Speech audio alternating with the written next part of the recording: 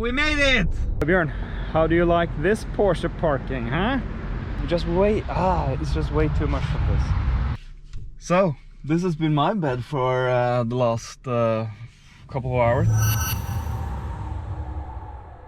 At some point decided changing the route because there's a 2-hour delay or something ahead, which is just bullshit. Rufus is driving the other way and there's no delay, so pure bullshit.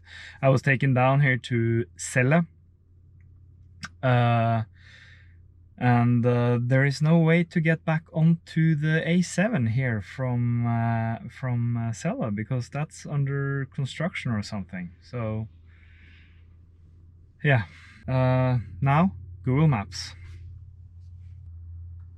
This route avoids road closures on B214. You are on the fastest route. You will arrive at 2142. Google knows.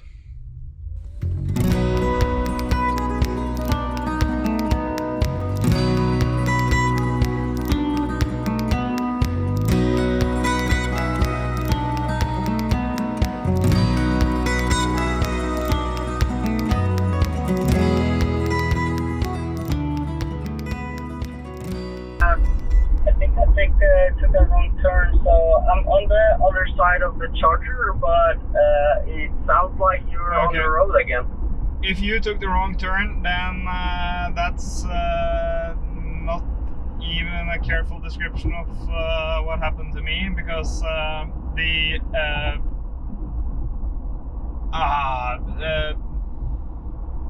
let's just call it the navigation, said that there was a 2-hour delay on the same way that I guess you took.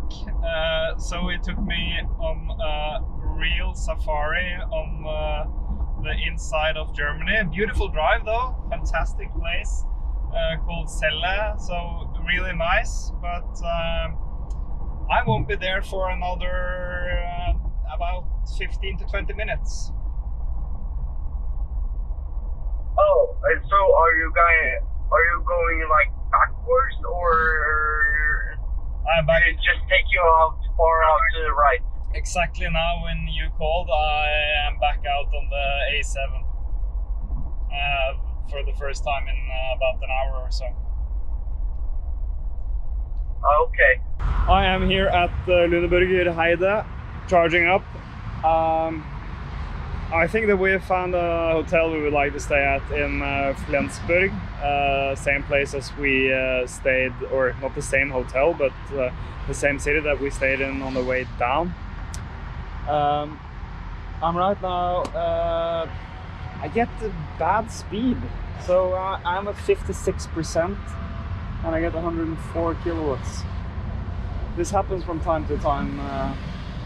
Okay, whatever. I'm considering charging here to at least 80 or 90%. Then I can skip Neumünster, drive directly to Flensburg, camp there for the night, and then charge again in Åbenrå, Denmark. That's the same charger as we drove back to from Flensburg on our way down, and then before we head down here again. So I think I'll do that, because then I'll save one charge.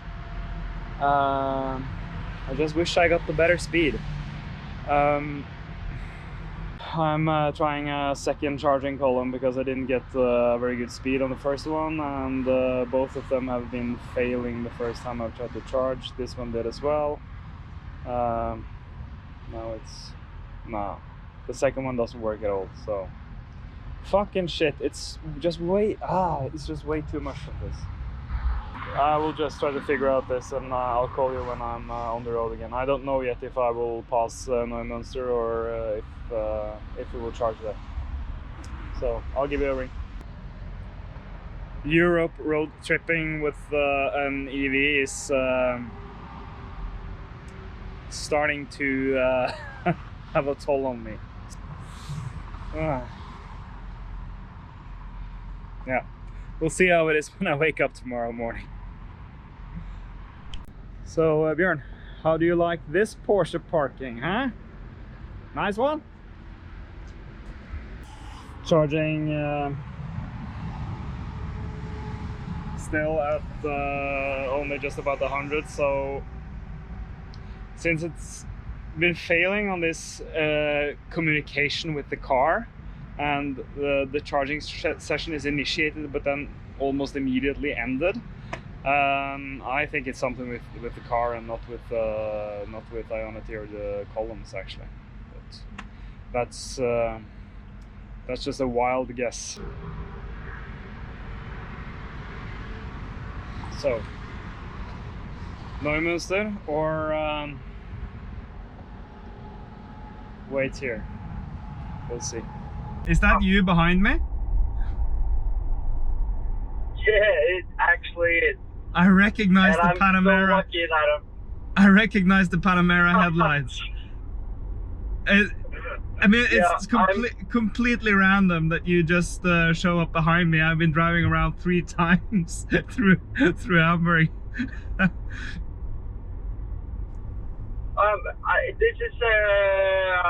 This is my second round, and I was like, I don't know what I'm gonna do now because there's no sign where to go, and I'm trying to find the route back on Google Maps, but it want to take me on the road, but it's closed. So luckily, I just saw your backlight, and I was like, that is Erik. So I just went for it, and I got back up. It's just completely messed up. This is not the first time I've had this in Hamburg, actually. I've spent 4 hours here once. It's completely messed up. Well, anyways, I think I have to turn back on the navigation to see if we can find the way out of this. But do you have enough battery for it? Yeah, that shouldn't be a problem. Okay. Via Elbbrücke was. We've done that, right? So this situation needs a little bit more explanation. Unfortunately, we didn't get to film because we were completely out of our mind and we didn't get to think about everything during this situation. But what happened was that we arrived in Frankfurt, and just a few minutes before we arrived, the Elbe tunnel or the river tunnel underneath Hamburg was actually closed due to maintenance. There was a rerouting that we found signs for, but that was the only sign we found. After that first sign, the people who put up that rerouting just forgot to put up the rest of the signs. Down in Hamburg in the city center, it was a complete mess. There were trucks everywhere. Of course, other cars. Everybody was just driving around in circles, trying to find a way out. After we have driven around like that in circles for almost 1 hour, we found a truck that we thought that this guy is a Dutch truck. He probably knows the way out of Hamburg, and he's probably going out of Hamburg. So let's just stick with that guy and see if we can find the way out. So we did. The only problem is that this guy, after about 20 minutes, we realized that he didn't know the way out of Hamburg either. So we ditched him and we tried again on by ourselves. After about 1.5 hours, we managed to get out of Hamburg, and you'll see that soon. And actually also, about 2 minutes after we found the way out of Hamburg, that truck that we tried to follow also found the way out. So he came up and actually drove past us when we were filming. So enjoy the rest. Yeehaw! We made it! That was 1 hour or something? Yeah. I think. I hate that. I think it was more than that. So the hotel was completely booked, and now there is almost no traffic at all on this side of Hamburg because obviously nobody finds their way out of Hamburg.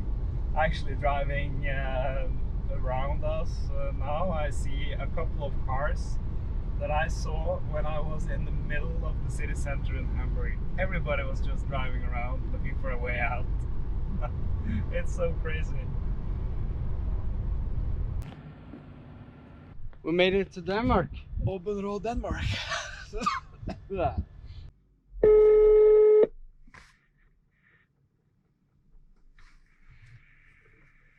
Hello. Good morning. Good morning. It's morning. It's not good morning. Yes. What is the time? Oh, it's 5:49. 5:49. So. Oh, that's great. Then I've been sleeping actually for 2.5 hours. Yeah, I think I'll be sleeping a bit as well.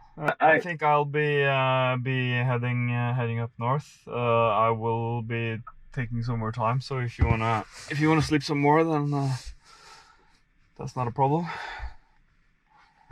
No, I'm gonna join. The only thing I'm gonna do is drive up to brush my teeth and drive up and buy a coffee and stuff like that. But yeah, I'm gonna catch up with you. See you. Yeah. So this has been my bed for the last couple of hours. Maybe even more actually.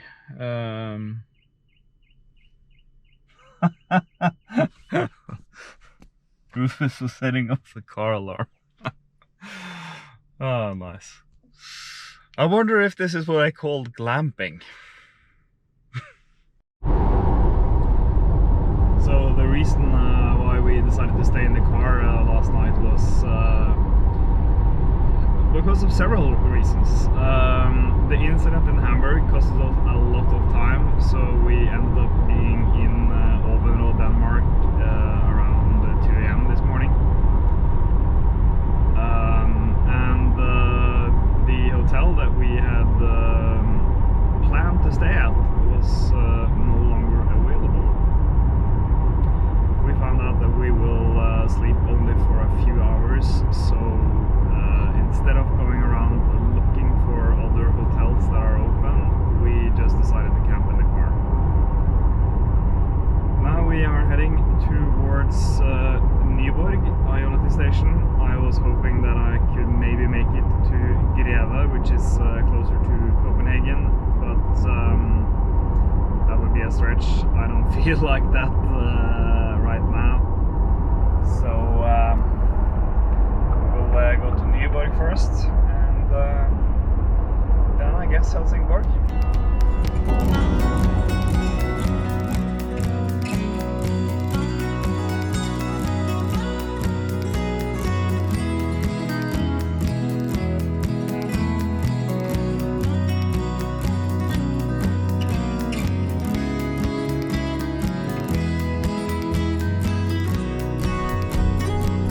Hej sann!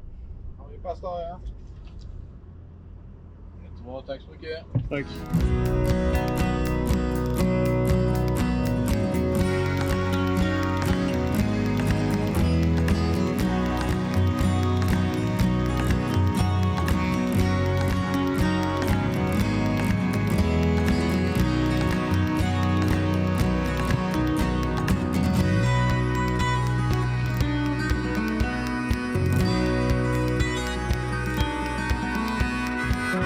Trip over. Yeah, it's sad. We are at Spekerö in Sweden. I don't think it's about 50 kilometers or so before we cross the border to Norway. Yeah. And then Sarpsborg for you. Yeah. Oslo for me. See you after quarantine. Yeah, see you after quarantine. Straight to jail. Yeah. That's the penalty for coming from far away, or even just from Sweden. Yeah, that is true. What do you think of the weather? We're coming from 32 degrees. I actually had I set it to 24 degrees in the car. I can't get used to this. It's painful. It's chilly. Yeah, I almost forgot my jacket actually. Luckily I remembered. It's gonna be strange because we have been living together for 2.5 months. It's gonna be strange. Yeah, I'm gonna visit. I mean, that's for sure. I will forget you the minute I meet Alex. Yeah, that is true. Sorry about that. Yeah. No worries. So, okay, so just in case I don't say hello one more time, I guess we can both say bye. Yeah. Thanks for following us on this epic road trip. Thank you. With the Taycan through Europe. I will make sure I film when I cross the Norwegian border, see how that works. Yeah, absolutely. And yeah, thanks for joining us. Og takk for turen. Takk for turen. And of course, the camera didn't film while I was driving through customs in Norway. But it went as follows. More or less the same as the other countries that we have passed through. Except the police officer was extremely nice. He was talking about the car, and he was wondering how it was to drive an electric all the way from Spain. And he asked me if the sound wasn't half the fun. And yeah, really nice guy. And he just asked me if I had been healthy, and then he asked me if I knew about the quarantine rules when I came back home. Which I told him, yes I do, it's 10 days. And he said, well, you're all set then. Don't run too much around, and have a safe trip. So yeah, that was a good experience. Now I have just about 110 kilometers before I am home in Oslo, and I am really looking forward to that.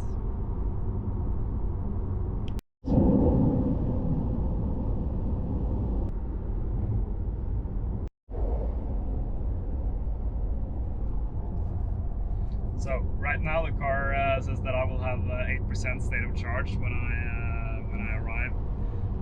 It's funny how this works. I had the same thing with my Tesla. I was really scared if I went below 20% in the beginning. Then that went down to 15, then 10, and then in the end I regularly parked it with 5-6% left if I had been on a longer trip.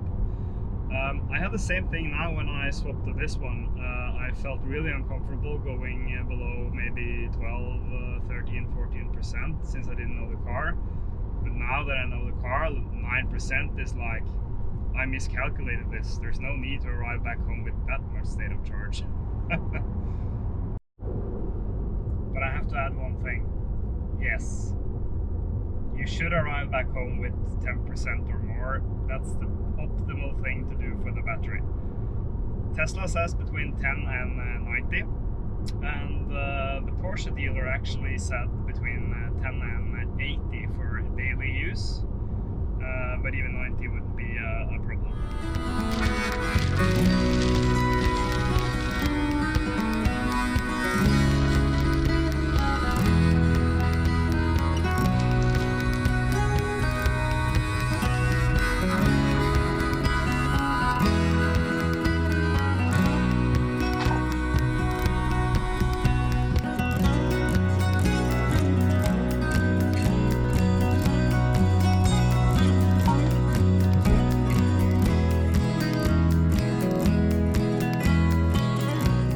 And that was it.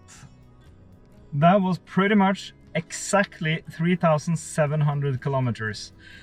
This one says 3,420, but we have to add 280 to that because I forgot to reset. Average consumption 23.4, and the average speed has been 89 kilometers an hour. 39 hours almost. Wow, good to be home.